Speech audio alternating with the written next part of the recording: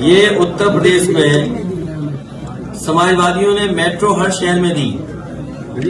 लखनऊ की मेट्रो समाजवादियों की देन है, कानपुर की मेट्रो समाजवादियों की देन है, आगरा की मेट्रो समाजवादियों की देन है, दिल्ली से नोएडा जोड़ने वाली मेट्रो समाजवादियों की देन है, नोएडा से ग्रेटर नोएडा जोड़ने के लिए समाजवादियों की देन है। और हमें खुशी है इस बात की, आज मैं एक अखबार का कॉलम पढ़ रहा था जिसमें ये आंकड़े बताए गए हैं कि 2017 के बाद और अभी तक 8.4 करोड़ लोगों ने मेट्रो में सफर किया है। इतनी बड़ी उपलब्धि भारतीय जनता पार्टी की किसी योजना की नहीं होगी। जो लखनऊ में समाजवादी पार्टी की सरकार में बनी थी मेट्रो, उसकी उपलब्धि दिखाई दे रही है। और मैं तो कहूंगा देर आए दुरुस्त आए। अब सरकार ने फैसला लिया है कि अगले फेज की भी मेट्रो बनेगी। न केवल मेट्रो बल्कि उत्तर प्रदेश में जो आज बिजली मिल रही है वो भी समाजवादियों की देन है। निवेली लिग्नाइट जो बड़ा प्लांट बन रहा है बिजली का, वो समाजवादी पार्टी की देन है। ललितपुर में 3x660 super critical thermal plant जो लगा है प्राइवेट, वो समाजवादियों की देन है। कानपुर में पनकी में जो 1x660 super critical thermal plant लगने जा रहा है, वो समाजवादियों की देन है। एटा में 3x660 super critical thermal plant जो लगने जा रहा है, और लग गए होते ये कारखाने, अगर बीजेपी ने ध्यान दिया होता तो उत्तर प्रदेश को 24 घंटे और सस्ती बिजली उपलब्ध हो गई होती। लेकिन सरकार ने अभी तक कोई कारखाना जो पहले लगना शुरू हुआ था अभी तक पूरा नहीं किया है। अपने साथियों से ये कहा है कि जितना उन्हें वोट पहले मिला था उससे बढ़ चढ़ करके इस बार समाजवादी पार्टी के जो भी प्रत्याशी हो उनकी मदद करें, उनको ज्यादा वोट दिलाएं।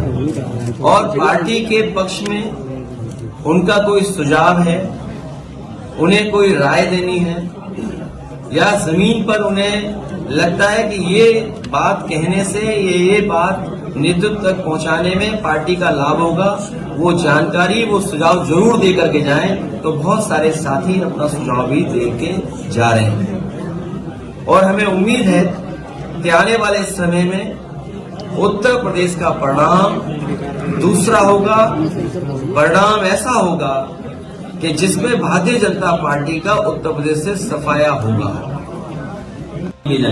सर, महिलाओं की सुरक्षा की बात करें, अभी तक की कहीं न कहीं इंसाफ नहीं मिल पा रहा है महिलाओं को, ये महिलाओं की सुरक्षा की बात कर रहे हैं। एनसीआरबी के अगर हम आंकड़े देखें, उत्तर प्रदेश में सबसे ज्यादा असुरक्षित महिलाएं हैं।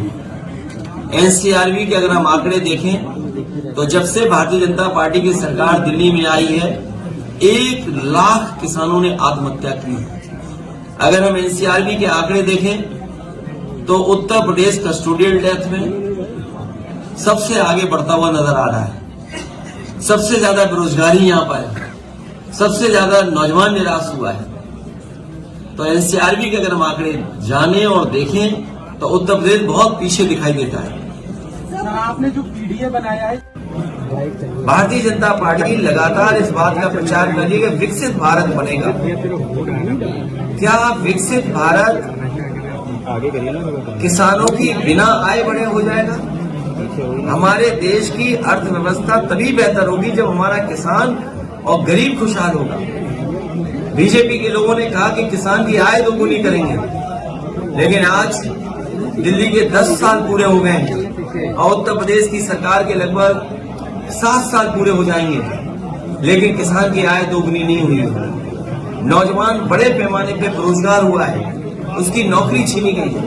इनकी सरकार में जो भी नौकरी मिल रही है वो अपमान से भरी नौकरी है। समाजवादी पार्टी इस बात को कहती है कि जब भी समाजवादियों को मौका मिलेगा देश के और प्रदेश के नौजवानों को उनको सम्मान का रोजगार, सम्मान का नौकरी मिलने का काम होगा। जो इन्वेस्टमेंट का सपना दिखाया था वो जमीन पर नहीं दिखाई दे रहा है। 40 लाख करोड़ का सपना दिखाया, एमओयू साइन हुए, अब तो दूसरे प्रदेश के लोग भी एमओयू कराने लगे हैं। हाल ही में तमिलनाडु में देश के प्रधानमंत्री गए, देश के बड़े उद्योग मंत्री गए, वहां भी एमओयू हो गए। अब सोचने की बात यह कि क्या उत्तर प्रदेश में जो एमओयू किए थे वो जमीन पे आ रहे हैं, और जिन इंडस्ट्रियल पॉलिसी के तहत इन्होंने इन्वेस्टमेंट मांगने के काम किया था।